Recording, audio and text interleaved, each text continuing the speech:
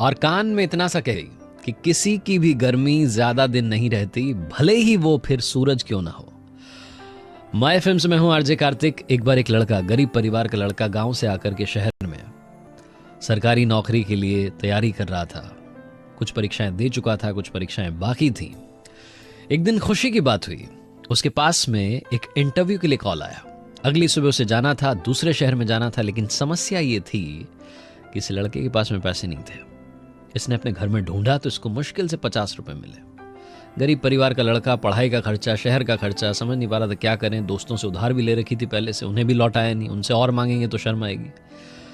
अगली सुबह हिम्मत करके एक जोड़ी कपड़े जो थे अच्छे वाले उन्हें पहन करके अपने कागजात लेकर के बस स्टैंड की तरफ चल दिया। सोचा कुछ ना कुछ तो कर लूंगा। ऊपर वाले को धन्यवाद दे रहा था, पूछ भी रहा था कि क्या कर दिया मेरे साथ। लड़के को लग रहा था कोई ना कोई जान पहचान का मिल जाएगा, आज लिफ्ट मिल जाएगी, पहुंच जाएंगे, इंटरव्यू देकर के आ जाएंगे। पहुंचा बस स्टैंड पर, वहां इसे कोई जान पहचान का नहीं दिखा। बस में चढ़ने के लिए तो किराया चाहिए होता है। लड़का उदास, परेशान, निराश वापस बस स्टैंड से बाहर आया। आकर के देखता है पास में एक बड़ा सा मंदिर था। सोचा ऊपर वाले से जाकर के ही मांग लेता हूं, क्या चाहिए आपको, मुझसे क्या चाहिए। लड़का पहुंचता है, मंदिर की सीढ़ियां चढ़ता है, अंदर जाकर प्रणाम करता है, बोलता है कि अब आप ही बचा सकते हैं इस समस्या से। उतर करके सीढ़ियों पर बैठ करके जूते बांध रहा होता है, जूते पहन रहा होता है, तो देखता है कि पास में एक फकीर बैठे हुए हैं और उनके कटोरे में बहुत सारे पैसे रखे। फिर से मंदिर की तरफ मुड़ता है और कहता है, वाह कमाल, देखो जिसको चाहिए उसको दे नहीं रहे हो, जिसको नहीं चाहिए उसको बहुत सारे दे रखे हैं पैसे। फकीर ये सब समझ जाता है, पूछता है क्या हो गया, कोई परेशानी में हो, मदद कर सकता हूं तुम्हारी।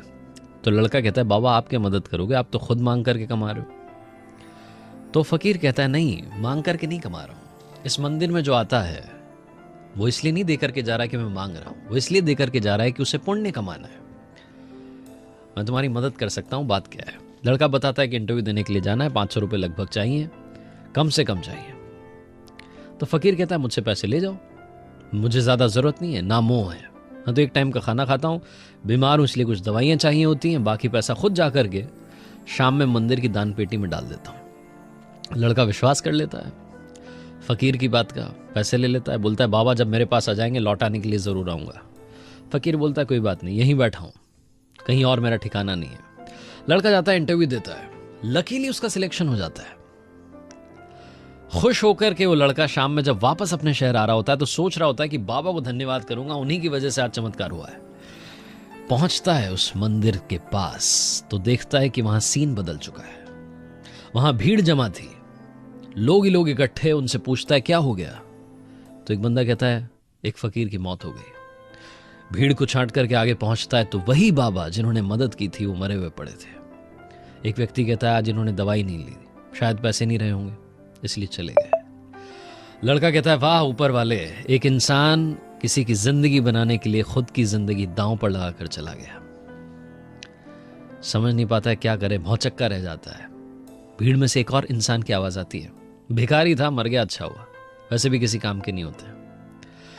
ये छोटी सी कहानी हमें 2 बातें सिखाती है। पहली बात, हमेशा दूसरों पर विश्वास करो, उनकी मदद करो, क्योंकि हम जब मदद करेंगे तभी एक दूसरे की मदद करते हुए आगे बढ़ पाएंगे। और दूसरी बात, भरोसा रखो, जब आपको लगता है कि लाइफ में कुछ नहीं हो सकता तब कहीं ना कहीं से आपको मदद जरूर मिलेगी।